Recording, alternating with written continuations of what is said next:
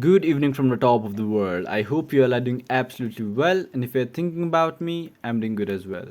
In this video, I'll teach you guys how to join private fantasy premier league if you guys want to play with your friends or your colleagues that you have just created, or other people have created a league and you want to join that private league because you don't know how to do that. I'm going to teach you right now how to do that in a really simple manner.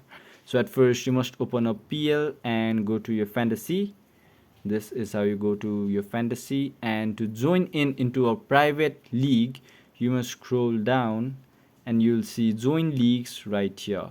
So you must click on that to join league, and if it is a public one you can click on public, and you can just randomly click on join a league and you'll be inside a league.